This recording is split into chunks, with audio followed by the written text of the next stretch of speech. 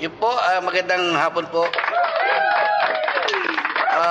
In behalf of Christ in you, sa pambyabas po na pinagkitiwala po sa atin ng Panginoong Hesus, sa Kanya po ang lahat ng kapurihan. Ako po ay nakikiramay po kay Pastor John, at kay Pastora Maricel po, naalala ko pa noon na dinatang ko yan ng dalaga at mga binata po yan. Isa yan sa mga nag-encourage sa akin, si Pastora Maricel po, na magpatuloy sa Panginoon dahil pinanghinaan ako ng loob dahil nga mahina ang aking loob yung panahon na yon.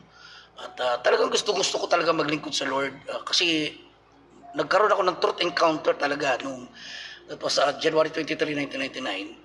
At yung Amerikano na nagpe-preach noon, na-challenge po ako. Malungkot ang buhay ko, pero dahil dumating sa akin ang Panginoong Hesus, na akala ko naman, kasi pinagtatawanan ko lang dati ang born again Christian, nababaduyan po ako. Pero ngayon, isa na ako sa mga baduy. Okay? Hallelujah. Isa na po ako doon. Pero nagpapasalamat ako kasi hindi ko po makakalimutan ang CCWC. Ngayon ay LFCI na po. Nagpapasalamat din po ako kay Bishop Israel Sanoy na isa rin siya sa kumupkop sa akin, nag-encourage din. At talagang ang buhay ay masalimuot, lalo na kapag nakilala natin si Lord. Kaya, Pastor John, be strong in the Lord. Meron pang yung kingdom assignment mo ay mas malawak pa ang pinagagawa sa atin ng Panginoong Hesus, lalo na in these last days po. May revival na nagaganap po talaga sa ating mga buhay.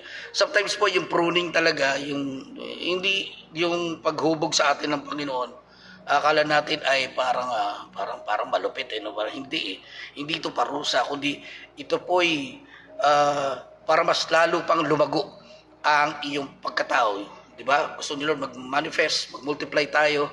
And then si Pastora Maricel po ay tapos na po yung kanyang mission sa buhay. So natapos na niya ang kanyang takbuhin.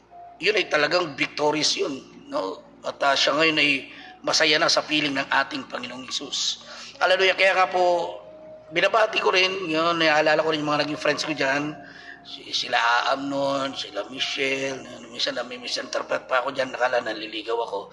At meron pa ako isa yung unang naging close ko nun Ayun, kasama rin sila, si Stortanet, yung mga Pagayo, sila Melody, yan. Lalo na si Steve, ay grabe.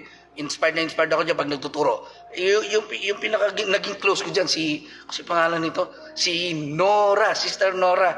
Ay, okay. Kaya, okay. Naudlot. Pero this is God's will.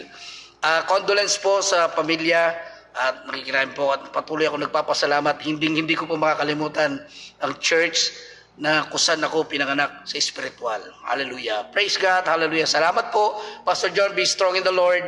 Hallelujah. Nandito pa rin ako nakasuporta sa atin po sa gawain ng Panginoon. Amen. Maraming salamat po. Kaya palakpan natin si Lord. God bless you all. God bless you po. Hindi po ako nakarating kasi baha mula doon sa Santo Domingo hanggang Apalit. Grabe, hindi ko pwede ilusob yung motor. Yun lang po ang partner ko sa ministry. So, meron sanang doon, yung mga naghabal-habal po doon, sasakay yung motor, 300 pesos papuntang Apalit. So, makakapunta po ako, pero pauwi hindi na po. Wala po akong pera. Hallelujah. Okay, God bless po, Pastor John. God bless po. I miss you. Namimiss ko po ang church. Hallelujah. Praise you, Jesus. Amen. Amen.